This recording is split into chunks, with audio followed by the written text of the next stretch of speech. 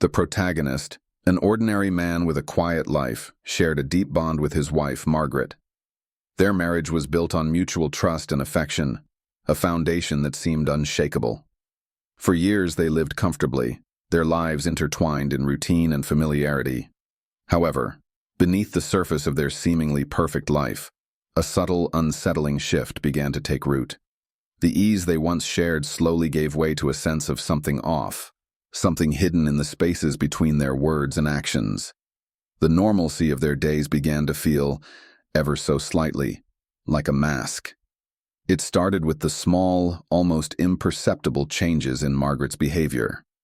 She began staying late at work, her absences growing more frequent, yet always with vague, unspecific reasons. Her phone, once left carelessly around, was now guarded with a vigilance he hadn't noticed before. She would glance at it, then quickly slip it out of sight whenever he walked by. At first, the protagonist dismissed these signs, telling himself it was just stress or a temporary shift in routine. But as days turned into weeks, a sense of unease grew in him. It was the way she now avoided eye contact when speaking, or how she became strangely defensive when he asked simple questions. Slowly, doubt crept in, but he ignored it, unwilling to face what it might mean for their once happy marriage. One evening, as the protagonist picked up his wife's phone to check something, a text message caught his eye. It was from someone named Harris, a name he didn't recognize. His thumb hovered over the message, a chill running down his spine. The message was unmistakably intimate, hinting at something far beyond friendship. The words were clear enough. "Can't wait to see you tonight. Let's make it special."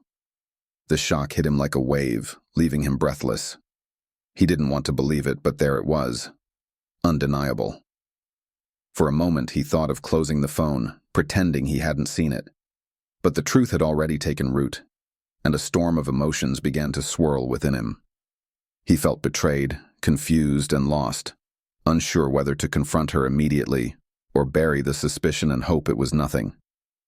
Unable to ignore the gnawing feeling in his gut, the protagonist decided he needed answers. Even if it meant betraying his own sense of morality, the decision weighed heavily on him, but he couldn't simply sit in ignorance any longer. He installed a GPS tracker in Margaret's car, watching from a distance as she unknowingly drove away. Each new data point fed his growing suspicion. Late-night drives, secretive routes, and stops in places he had never known her to visit. His heart raced as he watched the dots on the map. But with every piece of information he gathered, a sense of dread settled deeper. He was no longer the man he once was, a man who trusted and believed in his wife. Instead, he had become a man on a mission, torn between his love for her and the undeniable truth that was beginning to emerge. The protagonist's investigation continued, each day blurring into the next as he watched Margaret's every move. Texts, photos, recordings. He gathered them all, each new piece of evidence a nail in the coffin of their marriage. His anxiety grew with each passing moment. Margaret's secrecy was becoming unbearable. Every time she answered her phone or left the house, his suspicions deepened. He couldn't ignore it any longer. One night, as Margaret casually mentioned meeting a friend for dinner, the protagonist knew this was it. This was the night he would get the answers he needed. His heart pounded as he prepared, knowing full well what he was about to do. The once loving and trusting man was now a stranger to himself, caught in a web of betrayal and deceit. And as he followed her that evening, he braced himself for the truth to finally reveal itself. The protagonist followed Margaret that night, his hands gripping the wheel as the GPS tracker led him to her destination. He watched as she pulled into the parking lot of a small, discreet motel. The anxiety in his chest boiled over into rage, and he could hardly breathe as his worst fears were confirmed. Harris, the man from the texts. He saw them together, stepping out of her car, laughing, sharing moments that should have been his. His mind raced with a chaotic mix of anger, betrayal, and hurt. He wanted to confront them, scream at them, but instead, he sat still, stewing in the agony of his thoughts. His eyes narrowed in determination. He couldn't let them just drive off like nothing had happened. The wheels of revenge began to turn in his mind. Stepping out of his car, he grabbed a knife and slashed the tires of Margaret's car, ensuring they couldn't leave. He felt a strange satisfaction in the act, as though it was the only way he could regain control of the situation. He was ready for the confrontation, his body tense, and his mind focused on what would happen next. As Margaret and Harris exited the motel, the protagonist appeared from the shadows, his car idling nearby. They froze, clearly shocked by his presence. He didn't say a word at first, just watched them with cold eyes. They exchanged uneasy glances, trying to mask their surprise. Margaret's face twisted in confusion, her eyes darting to Harris as if searching for a way out. The protagonist's voice was calm, too calm. "Need a ride?" he asked, his words cutting through the tension. Margaret hesitated, her face draining of color, but Harris nodded, nervously getting into the car. As they drove, the atmosphere in the car grew heavy. The silence was palpable, and the two passengers fidgeted in their seats, unsure of what to expect. The protagonist didn't look at them. Instead, he kept his eyes focused on the road, his grip on the steering wheel tightening. The miles passed in eerie quiet, but as they neared a secluded stretch of road, the protagonist finally spoke again. "You didn't think I'd find out, did you?" Margaret's fear began to show as she realized they were heading deeper into nowhere, with no easy way out. The car came to a halt on the deserted road, the only sound the hum of the engine. Without a word, the protagonist stepped out of the car, his eyes locking with Margaret's for a moment before he walked around to the trunk.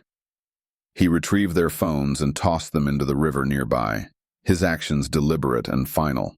The silence that followed was suffocating. Margaret screamed, her voice filled with desperation and disbelief, but the protagonist only felt a cold satisfaction wash over him. There would be no way for them to reach anyone now.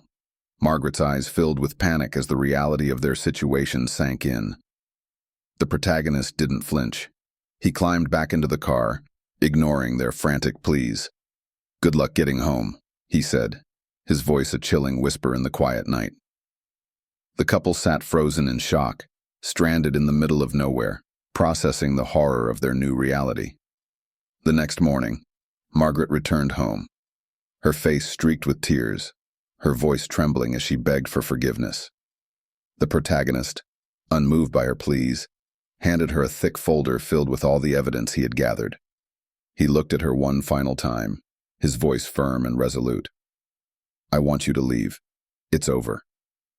His heart was heavy, but it was also lighter than it had been in months. He had taken control, had ended the torment. The woman who once meant everything to him was now a stranger. The weight of betrayal had lifted, but at a cost. The protagonist smiled as he leaned back in his chair, reflecting on the events that had unfolded.